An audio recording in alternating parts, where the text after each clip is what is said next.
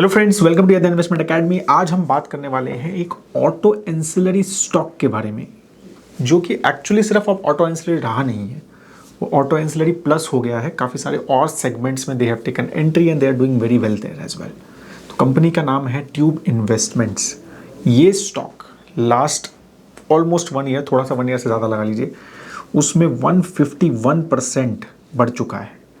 ठीक है, अगर हम 17 जून 2022 का आप देख रहे हैं चार्ट, तो यहाँ पर तो 1488 रुपीज़ का था ये स्टॉक, और अब 12 सितंबर 2023 को 3737 रुपीज़ का है। बहुत ज़बरदस्त इस स्टॉक ने ग्रोथ की है, और उसमें से लास्ट 1 मंथ में भी 30% बढ़ चुका है। तो क्या क्या फैक्टर्स रहे हैं, क्या करती है ये कंपनी, क्यों इतना ज़्यादा भाग रही है, उसको थोड़ा समझेंगे, रिस्क भी समझेंगे, आगे के लिए क्या क्या रिस्क एसोसिएटेड है, कंपनी अच्छी है या क्या है, सब मेजर चीज़ें यहाँ पर हम डिस्कस करेंगे। बहुत बड़ा वीडियो नहीं है, शॉर्ट में ही ज़्यादा चीज़ें बताने की कोशिश करूँगा मैं।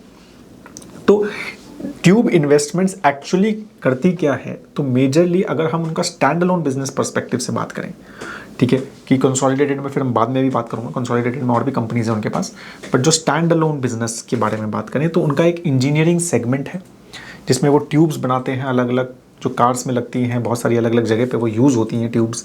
तो वो 63% उनका मेजरली वहाँ से रेवेन्यू आता है। फिर एक मेटल फॉर्मिंग प्रोडक्ट्स उनके हैं, जो अगेन उनके कुछ कार मतलब ऑटो सेगमेंट्स में भी यूज़ होते हैं और कुछ रेलवे वगैरह में भी यूज़ होते हैं, तो वो भी उनका 20% है। फिर then they have bicycle business. Tube Investment जो नाम आया ट्यूब, वो बाइसिकल से ही आया।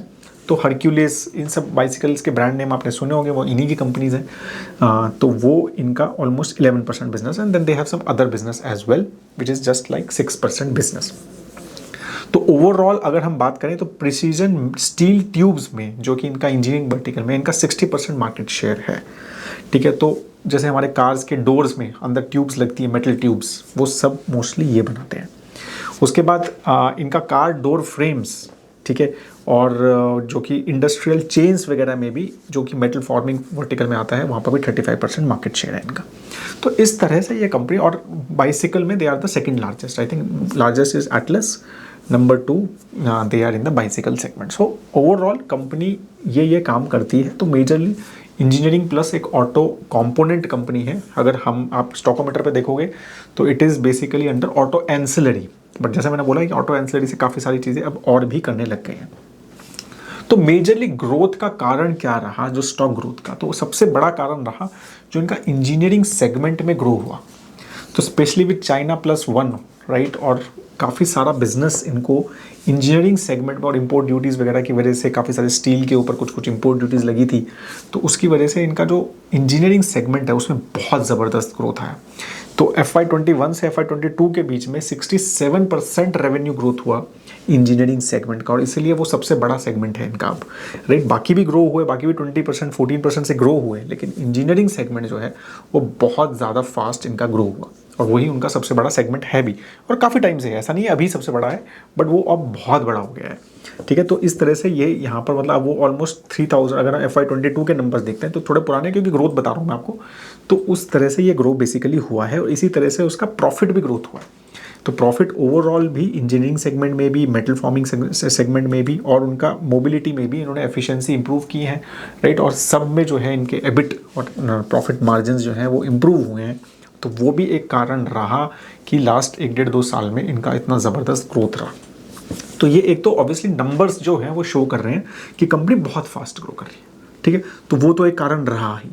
सेकंड जो है उनका, जून 2022 में उन्होंने एक TI way of growth, that is tube investment way of growth का एक प्रेजेंटेशन किया, और वो जो है मार्केट को बहुत अच्छा लगा। ठीक है, तो उसके बाद मोतीलाल ओसवाल जो एनालिस्ट हैं, उन्होंने काफ़ी डिटेल में रिपोर्ट भी बनाई थी। तो बेसिकली मैं आपको बताता हूँ कि उन्होंने किस तरह से एक स्ट्रैटेजी बनाई है ग्रो करने की।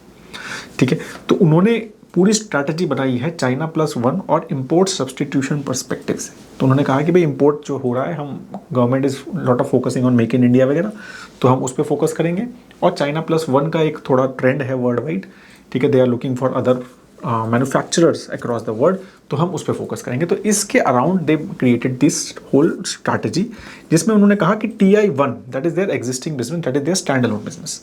ठीक है, उन्होंने कहा कि भाई हम इसको एग्जिस्टिंग बिजनेस को तो बढ़ाएंगे ही बढ़ाएंगे, ठीक है, तो इन कैश फ्लोज जो है इसमें इन्वेस्ट करेंगे, और इसमें ज़्यादा कुछ capital of growth for growth नहीं चाहिए, इसमें एक लिमिटेड कैपिटल ऑफ ग्रोथ ही चाहिए हमें। तो हमारा जो कैश फ्लो है वो हम दूसरी जगह TI2, ठीक है, a venture capital style model develop करना चाह रहे हैं, ठीक है। तो उसमें they are creating new platforms for long term growth.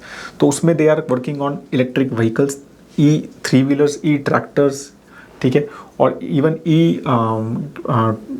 Trucks जो है उसके ऊपर भी काम चल रहा है इनका। TMT बार्स, ट्रक के बॉडी बिल्डिंग, ऑप्टिक लेंस, और भी सारी चीज़ें हैं, और भी बताऊंगा मैं। तो ये सारे सेगमेंट्स में they are planning to basically enter and invest, they have already started investing, तो उसके बारे में बात करेंगे, ठीक है। And third is a private equity based model, ठीक है। तो इसमें एक्वायर करेंगे कंपनीज को और उनको अपने स्टैंड अलोन के हिसाब से चलने देंगे, टू एक्वायर स्ट्रेस्ड एसेट्स, ठीक है। तो उन्होंने अभी CG पावर एक्वायर किया था नवंबर 2020 में, तो that was a stressed asset, वो उन्होंने एक्वायर किया। तो that was the third segment कि भाई हमारे पास इतना अच्छा कैश फ्लो है, वहाँ करेंगे, ठीक है। तो ये इस तरह से इन्होंने काफ़ी क्लियर एक अपना थॉट प्रोसेस बताया, और इसमें उन्होंने बोला कि भाई हमारा थॉट ये है कि हम एक लॉन्ग टर्म में 25% का पैट ग्रोथ दें। तो that's what their chairman said कि 25% का हमारा टारगेट है पैट ग्रोथ का। तो ये तो ऑब्वियसली मार्केट को अच्छा लगना ही है, राइट, कि 25% का कैगर जो है वो एक्सपेक्ट कर रहे हैं फ्रॉम प्रॉफिट पर्सपेक्टिव। तो इस तरह से, और इसके ऊपर इन्होंने काम भी किया है, सिर्फ बोला नहीं है। तो I will just tell you कि कैसे इन्होंने काम किया। तो फर्स्ट इज इलेक्ट्रिक व्हीकल में एंट्री, ठीक है। तो इन्होंने 2-3 कंपनीज एक्वायर की है या सेटअप की हैं।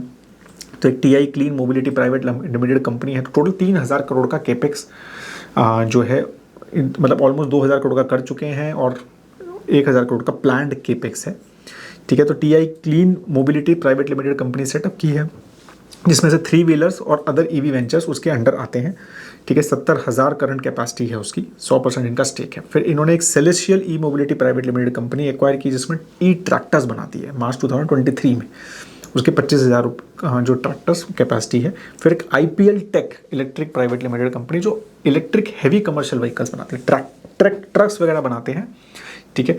तो वो भी इन्होंने सितंबर 2022 में 65% स्टेक से इस तरह से इन्होंने ये एक्वायर किया है। तो इस तरह का ये ओवरऑल केपेक्स जो है 1000 करोड़ प्लस का इनका आगे का प्लान है कि इसमें और इन्वेस्ट करेंगे। तो ऑलमोस्ट 3000 करोड़, मतलब 2000 करोड़ कर चुके हैं, और 1000 करोड़ का और इनका प्लान है कि नेक्स्ट इस साल में ये इलेक्ट्रिक व्हीकल पे फोकस करेंगे। तो एक तो बहुत बड़ी ट्रेंड है ही इलेक्ट्रिक व्हीकल, तो आपको पता ही है हमारा एक पोर्टफोलियो भी है EV, तो obviously because it's a big theme in auto segment, तो वो तो एक, तो इसकी वजह से ये वेंचर स्टाइल जो TI2 में था उसके अंडर इन्होंने ये सारी कंपनीज एक्वायर की।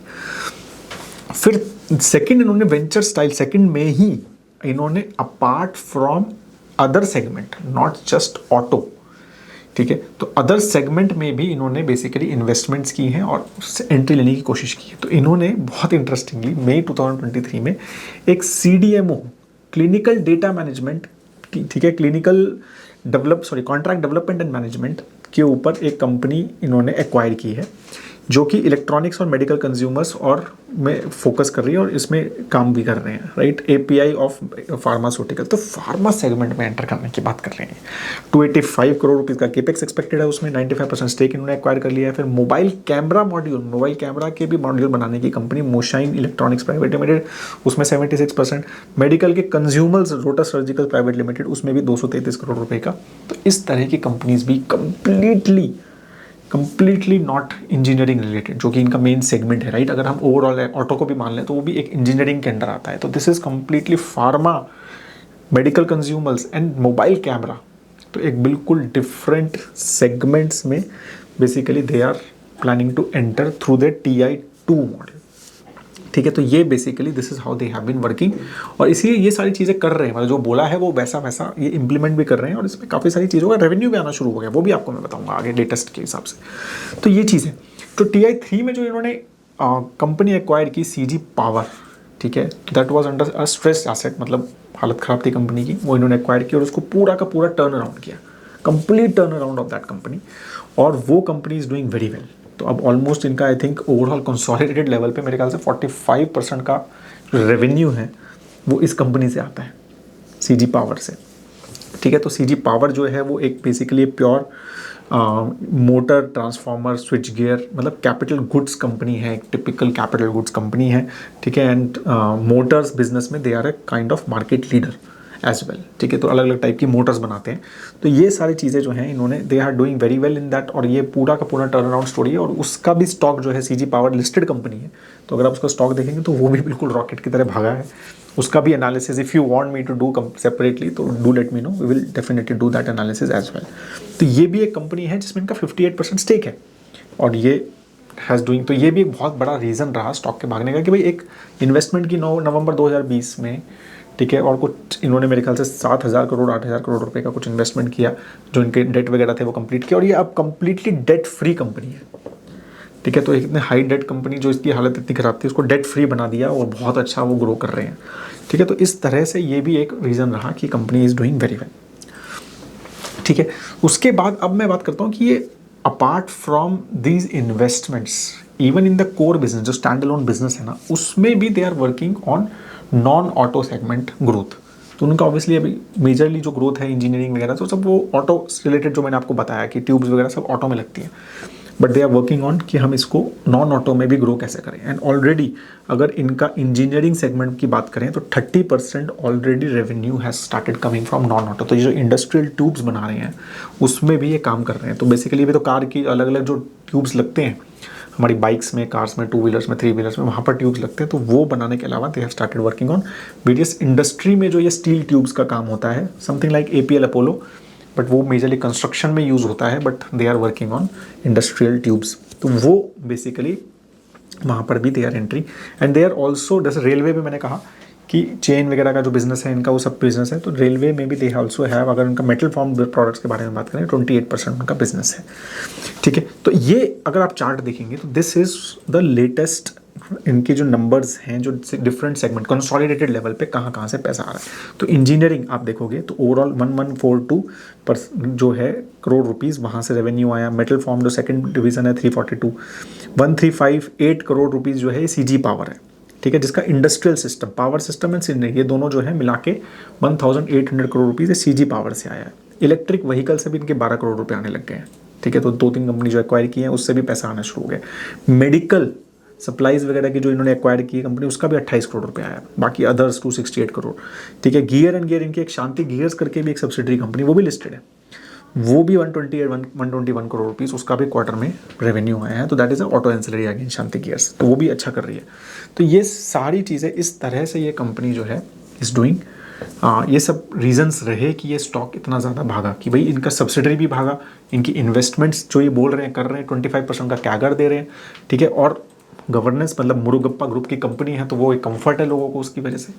मुरुगप्पा ग्रुप की कौन कौन सी कंपनी, कोरोमंडल है, कार्बोरंडम है, चोला, राइट। तो ये सब इनकी कंपनीज हैं which are doing very well, और कभी गवर्नेंस पर्सपेक्टिव से कंपनीज में इश्यूज नहीं आते हैं। तो ये एक कंफर्ट भी है साथ में, तो उसकी वजह से इनकी इंस्टीट्यूशनल होल्डिंग भी बहुत हाई है। अगर आप TI में देखोगे ट्यूब इन्वेस्टमेंट में, ठीक है, तो ऑलमोस्ट 46% का स्टेक है प्रमोटर का, और इंस्टीट्यूशंस जो हैं वो ऑलमोस्ट अगर आप देखोगे तो 42% का इंस्टीट्यूशन का स्टेक है। तो सिर्फ 12% ही अदर्स का स्टेक है, ठीक है। तो इस तरह से obviously the institutions are very investing, और करंट कंसिस्टेंटली इंक्रीज हो रहा है इंस्टीट्यूट FII स्पेशली, ठीक है। अगर हम मार्च 2021 में देखें तो 25% का FII स्टेक था, 29% का FII स्टेक है, ठीक है। तो वो भी कंसिस्टेंटली, वो भी वहाँ पर भी इंस्टीट्यूशन स्टेक भी बेसिकली इंक्रीज हो रहा है कंपनी में। तो इंस्टीट्यूशन आर इन्वेस्टिंग मोर, ठीक है। कंपनी का बहुत ही अच्छा ROC है, ऑलमोस्ट 38 का ROC है करंटली। ऑब्वियसली नंबर्स लास्ट 2-3 साल में बहुत अच्छे रहे हैं, तो 38 का ROC पे चल रही है कंपनी। डेट भी बहुत लो है, I think 0.12 0.15 something, very low debt company है, तो वो भी इशू नहीं है। तो ये सारी चीज़ें मुरुगप्पा ग्रुप का, वो एज आई सेड कि वो गवर्नेंस पर्सपेक्टिव से they don't have to worry. तो ये सारे पर्सपेक्टिव से ये स्टॉक जो है इतना ज़्यादा भागा है। अब फ्यूचर रिस्क क्या है? तो फ्यूचर तो सबसे बड़ा रिस्क तो वैल्यूएशन है, ठीक है। तो ऑलमोस्ट अगर हम 2020 से पहले देखें तो ये कंपनी कुछ 25 से 30 के PE के बीच में चलती थी। अब ये 60 प्लस के PE पे है, 62-63 के PE पे है। तो ऑब्वियसली बिग री रेटिंग हुआ है, ठीक है। अब एक्सपेक्टेशन ऑफ ग्रोथ जो है, क्योंकि एक सेगमेंट आप देखो कि थोड़ा साइक्लिकल अभी भी they have a very high dependence on auto, ठीक है। तो अगर हम ओवरऑल रेवेन्यू देखें, मुझे लगता है कि अभी भी ऑलमोस्ट कंसोलिडेटेड स्टैंड अलोन तो एटलीस्ट 75% रेवेन्यू अभी भी ऑटो से ही आता है, ठीक है। तो जो ओवरऑल जो सेगमेंट्स हैं जिसमें वो हैं, वो एक काफ़ी GDP ड्रिप और CG power, again power sector वगैरह पे डिपेंडेंट है। तो इस तरह का ये ग्रोथ जो है कंसिस्टेंटली कब तक चलेगा, वो एक बहुत बड़ा क्वेश्चन रहेगा। और इनकी जो इन्वेस्टमेंट्स हैं ईवी वगैरह में, जो काफ़ी सारी कंपनी, और तीस जो बड़ा सिर्फ को ओवर डाइवर्सिफिकेशन तो नहीं हो गया, मतलब मेडिकल सप्लाई में, फार्मा में, एपीआई में जा रहे हैं, ये सब चीज़ें जो जा रहे हैं, ठीक है। तो वो बोल तो रहे हैं कि नहीं हमारी तो चाइना प्लस वन थीम है और इस पे इसके हिसाब से हम चल रहे हैं, ठीक है। और इंपोर्ट सब्सटीट्यूशन में जो जो हमें अपॉर्चुनिटी मिल रही है हम जा रहे हैं। बट अगेन मतलब क्या क्या चीज़ें आप मैनेज कर सकते हो, कितने डाइवर्स बिजनेस मैनेज कर सकते हो, can you be company like Reliance जो इतने डाइवर्स बिजनेस मैनेज कर सकते हो, बिल्कुल हो सकता है, लेकिन क्या ये कर पाएंगे इज़ अ बिग क्वेश्चन। तो ओवर डाइवर्सिफिकेशन तो नहीं हो रहा, that is a question. Valuation definitely is a concern. उस तरह का वैल्यूएशन इस टाइप के सेगमेंट में थोड़ा सिक्लिकल रहता है ऑटो तो कम्प्लीटली, तो वो सब साइड के सेगमेंट में वैल्यूएशन डेफिनेटली एक बहुत ही प्रीमियम पे चल रहा है, ठीक है। और ऑटो सेक्टर पे डिपेंडेंस तो है ही कंपनी की, ठीक है। तो ये सब 3-4 रिस्क हैं which are associated with it, but definitely a very very good company, ठीक है। जिस तरह से थॉट प्रोसेस है और जिस तरह से लास्ट 1.5-2 साल में काम किया है, तो हमारे मतलब थॉट प्रोसेस में हमेशा ही रहनी चाहिए कि क्या चल रहा है, क्या है। We will also follow this very very closely every quarter and keep you updated, ठीक है। That is all I have. अगर आपको वीडियो अच्छा लगा तो प्लीज़ लाइक ज़रूर कीजिएगा, और अगर कुछ क्वेश्चन है इसके ऊपर आपके, मैंने जैसे बोला बहुत डिटेल में नहीं समझाया, एक शॉर्ट में आपको समझाने की कोशिश की है, आपको अच्छा लगा होगा तो प्लीज़ कमेंट सेक्शन में ज़रूर लिखिए। कुछ क्वेश्चन है तो कमेंट सेक्शन में ज़रूर लिखिए। Have a great time ahead. जय हिंद।